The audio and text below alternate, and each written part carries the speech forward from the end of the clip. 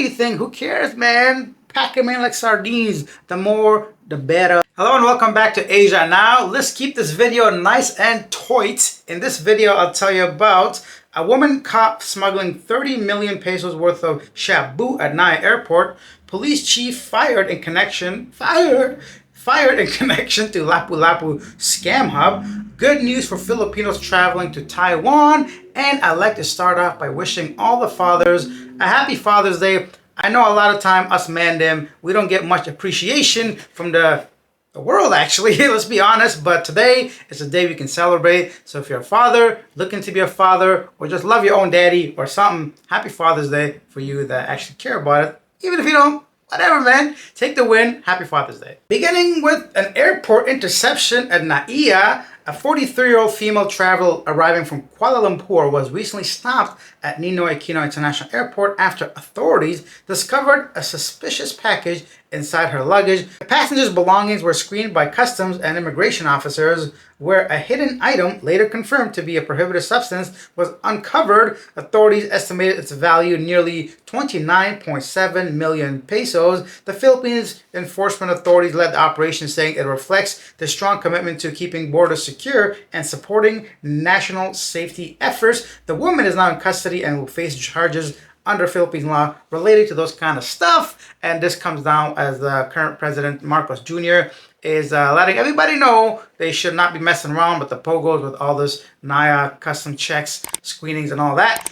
I don't get it. So people, what are you thinking? Like, they're not gonna go through your luggage? You're hoping you somehow sneak by? You know, like, that's all they do. That's their entire job, to make sure they catch you with your suspicious package. Don't get me wrong, I know sometimes they're not looking, you might be able to sneak in a bag, but are you willing to take the risk spending who knows how many years in prison trying to sneak across? Because I'm pretty sure that doesn't belong to you. How much do they actually offer you? I don't think any price is worth my freedom. I would love to hear your theories. Why do you think people do this? Is it simply like trying to make money, or coercion, greed, blackmail, bribery? It must be like different outside factors that I can't simply think of why somebody would do this. And then quickly, a Cebu Pacific flight to Zamboanga City received a bomb threat on board an aircraft on Saturday, June 14th. This fool wrote the actual word on the tissue in the toilet. What are you thinking? I'm guessing it's a young person that just has not matured yet. But once again, please do not say, write, talk about, joke about bombs on a plane, at an airport, or just ever in general. When is that funny? Something else that's not funny, Lapu-Lapu police chief relieved amid scam hub probe. The commander of Lapu-Lapu City Police Station 2 was temporarily relieved from duty after June 4th raid, uncovering an alleged online scam hub and Barangay Mactan subdivision, where 31 people were arrested, including 2 Taiwanese nationals. Over 20 Filipino workers were allegedly involved in online dating scams. No formal charges have been filed yet. Authorities are probing if this was connected to pogos. Yeah, once again, you can see the screenshot. Women out there supposedly talking to many men. Guys, I think it's an obvious thing, but once again, if you haven't been online dating for a long time, if you've never been to the Philippines, if you never had a relationship in a long time because you've been just recently divorced or something, women online, a lot of them are not real women. You get what I'm saying? Like, they're just photos of real women, of course, but some dude back there chit-chatting you, and you can easily confirm this after a few messages if you want to have a video call, and they say no. I mean, who that is interested in you would not want to have a video call, right? A lot of times they make excuses like, oh, my camera doesn't work, or my roommate's sleeping, or it's nighttime, or something as silly as the lights are off, or something along the lines of just something that doesn't make sense, right? So take that as the first red flag to just simply move along to the next person. I personally would never go online dating unless I'm actually in the country that I'm going to be online dating, or I'm like a week maximum prior to my trip, where I can set something up so when I land, I have somebody waiting for me to hang out. So keep that in mind, because, like, you know, relationships are tough as they are, and online dating has become more challenging, especially with the sheer number of different apps. Like, I can go through the names, you know, so it doesn't matter which one it is. Of course, I don't want to seem like I'm lecturing any grown person, but it's just from experience, right? So a lot of times they do like love bombing, immediately tell you they're in love with you or something like that. They have some kind of emergency, family emergency, medical emergency, some kind of educational emergency. They want you to go ahead and pay, and you're thinking, hey, it's not a big deal, $50, $100, $200. This girl loves me, but oftentimes they're doing that to you as well as a dozen other people. So keep that in mind. So just protect yourself. If you're with the person, you get a sense of how they are in a relationship.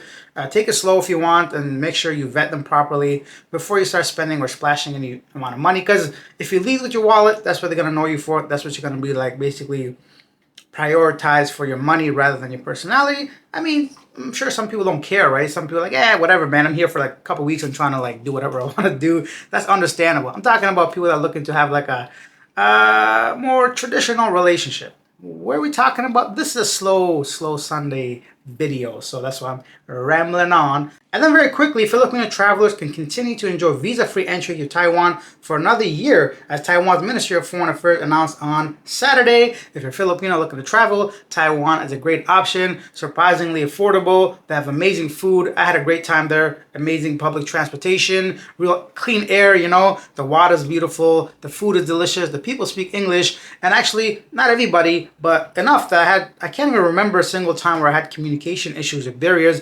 If you guys want to check out my Taiwan videos, I'll leave the link in the description. You guys can take a look. I had a great time. Let's go on to our last little clip. On June 13th, a University of Visayas student captured video of an overcrowded modern jeepney during a heavy rain on Naga to IT Park route. The vehicle, operated by Land Transco body number 131, had at least 23 standing passengers, sparking complaints and discomfort among riders. Despite being full, the conductor continued to let more passengers board. The incident has prompted renewed calls for the Land Transportation Franchising and Regulatory Board to investigate and enforce passenger capacity limits on modern jeepneys.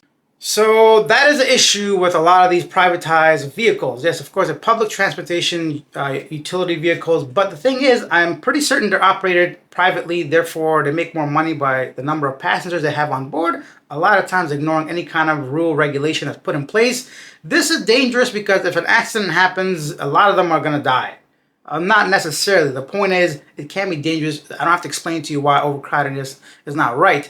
And I think in the future, if the Philippines can go ahead and try to like put this under some kind of government umbrella, like obviously there's a lot bigger problems in the Philippines, I'm sure people have to deal with, rather than just go straight to trying to fix modern jeepneys. But this has been an issue for a few years now, and if you're taking it regularly, it can be really stressful, of course. And yeah, I've been on them a couple times. It is uncomfortable for me personally, and not because I'm tall or anything, but just I got knee problems. You gotta really go squat down a bit. It can get cramped. I sweat. I'm sweating as we speak, bro. So personally, for me, it's uncomfortable. Let me know what your experience has been regarding old school jeepneys, modern jeepneys. What do you think the solution can be or should be?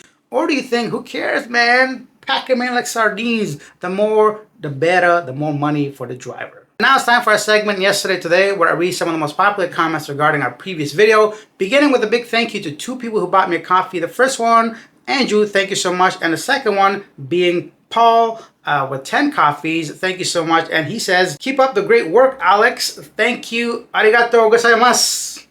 Oliver said the truck driver was at fault. Anytime professional driver plans a route, it is his responsibility to check his route for height restrictions and other hazards.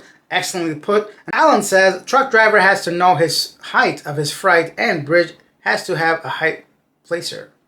Placard. Swiss Philippines says en route to 11K subs. Thank you. Yes, we're almost there. Thank you guys for watching. Hit that like button if you enjoyed it. Share this video. Enjoy your Sunday. It's going to be a lazy one for me. I got no clue what's going on yet. I'll see you tomorrow, hopefully with some more interesting news. Bye. Placer. Placard. Placer. Placard. Placer. What is that? PL Placard? Placer. Placar.